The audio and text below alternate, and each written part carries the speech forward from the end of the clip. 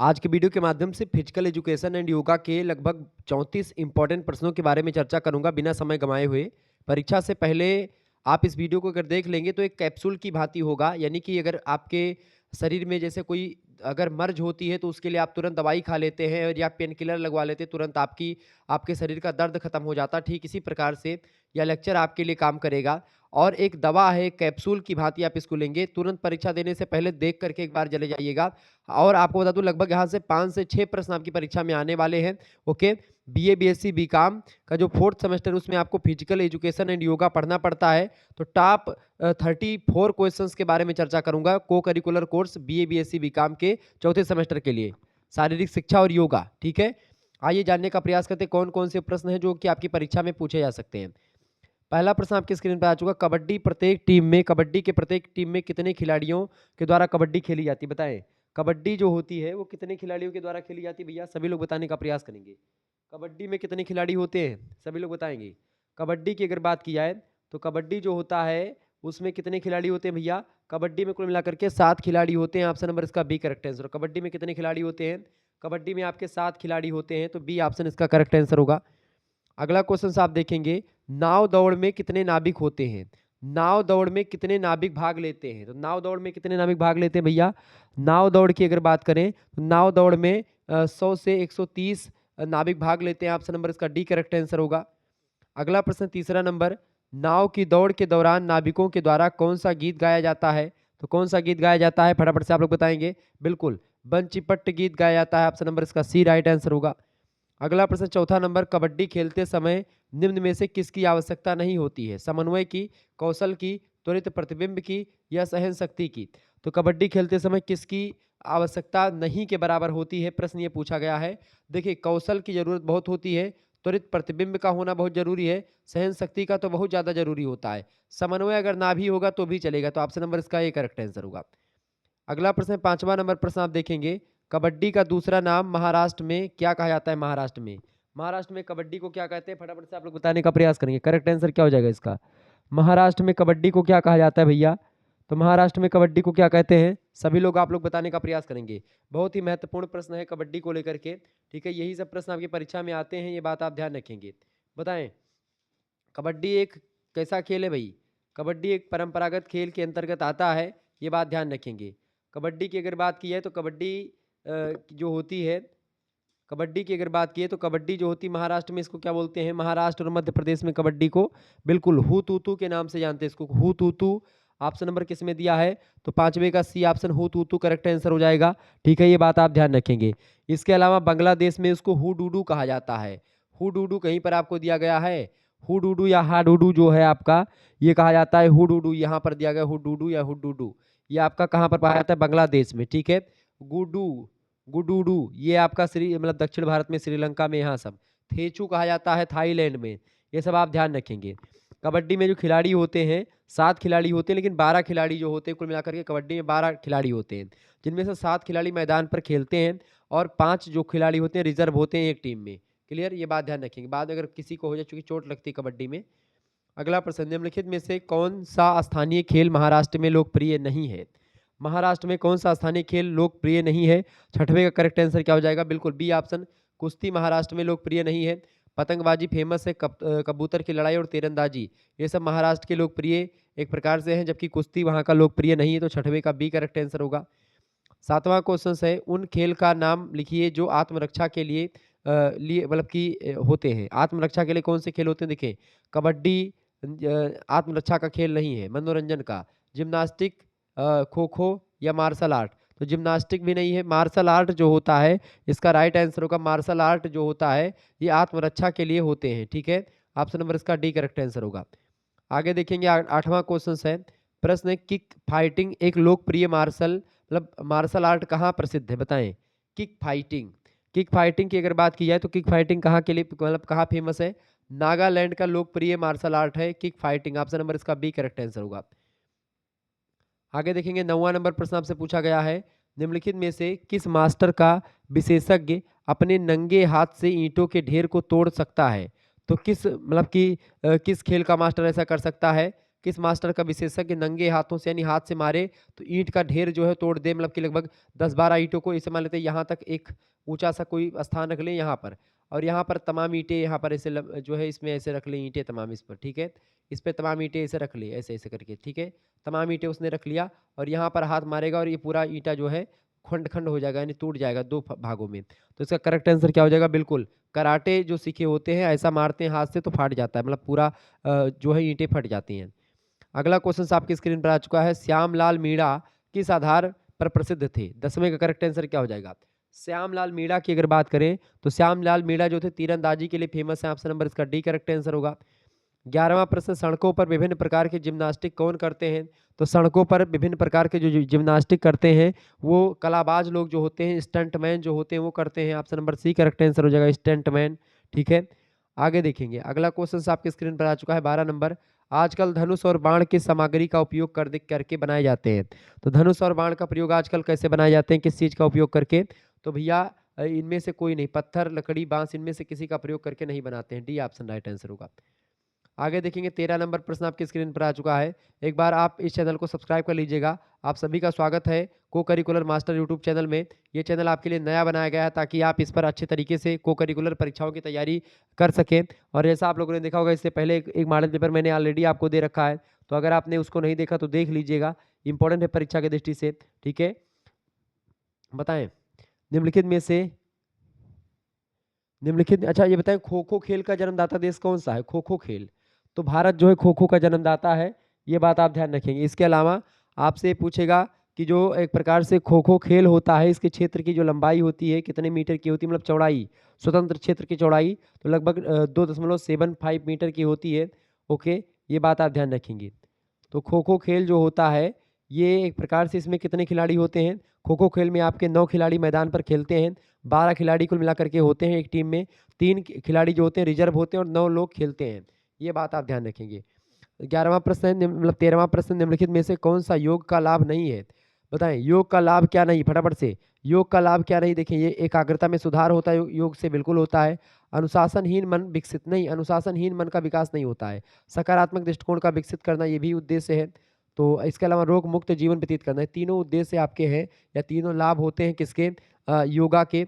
योगा करने का एक ये लाभ नहीं है, अनुशासनहीन मन का विकास नहीं होता, तो ये लाभ नहीं है, ऑप्शन नंबर इसका बी करेक्ट आंसर होगा।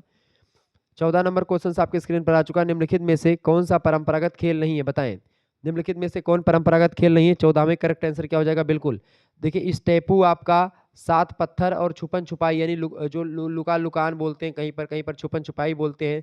7 पत्थर, स्टेपू, ये सब खेल जो गुट्टा उट्टा होता है आप खेलते हैं, बचपन में लड़कियां खेलती हैं, ये सब खेल आपके परंपरागत खेल होते हैं। परंपरागत खेल बेसिकली मनोरंजन के लिए खेले जाते हैं।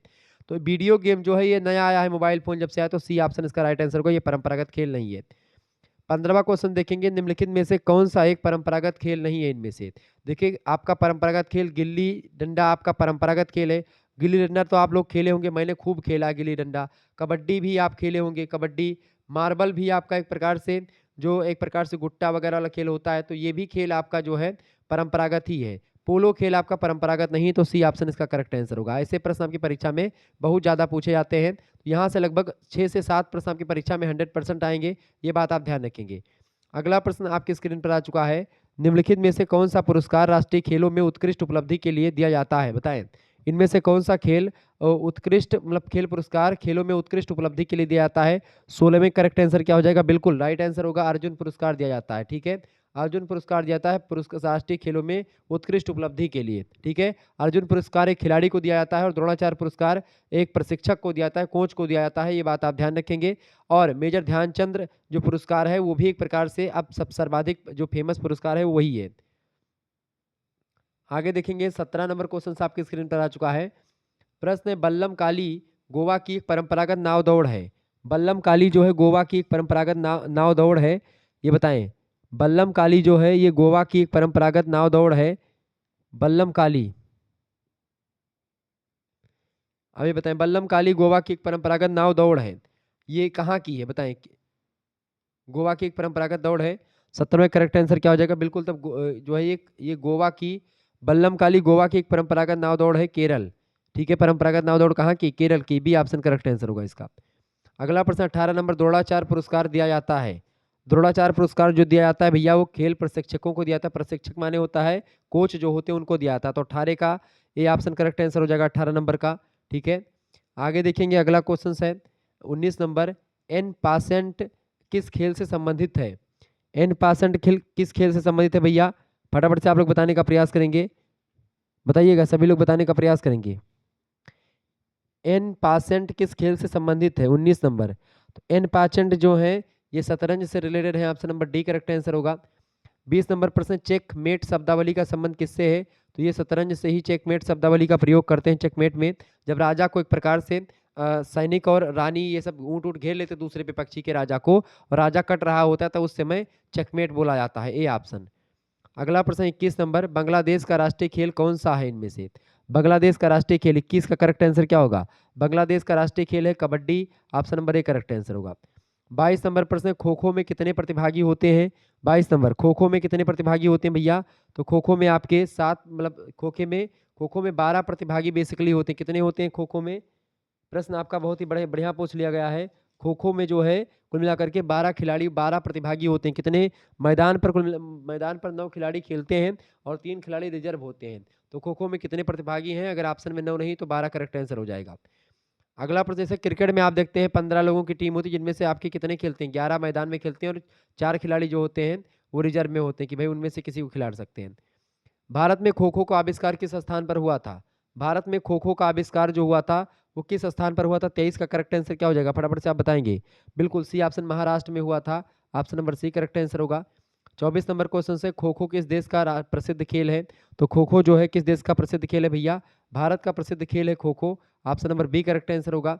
अगला प्रश्न 25 नंबर देखेंगे, प्रत्येक व्यक्ति के पीछे दौड़ने वाले व्यक्ति को क्या कहा जाता है? तो प्रत्येक व्यक्ति के पीछे दौड़ने वाले व्यक्ति को क्या कहते हैं? चेजर बोलते हैं, ऑप्शन नंबर इसका ए करेक्ट आंसर होगा। अगला प्रश्न, खेलो इंडिया यूथ गेम्स के अंतिम मैच में किसने विजय प्राप्त करी थी? तो इसमें विजय किसने प्राप्त करी थी भाई? फटाफट से आप बताएंगे। 26 का करेक्ट आंसर क्या होगा? बिल्कुल हरियाणा जीता था इसमें, option number D right answer होगा। आगे देखेंगे 27 नंबर प्रश्न आपकी स्क्रीन पर आ चुका है, फटाफट से आप लोग देखने का प्रयास करेंगे।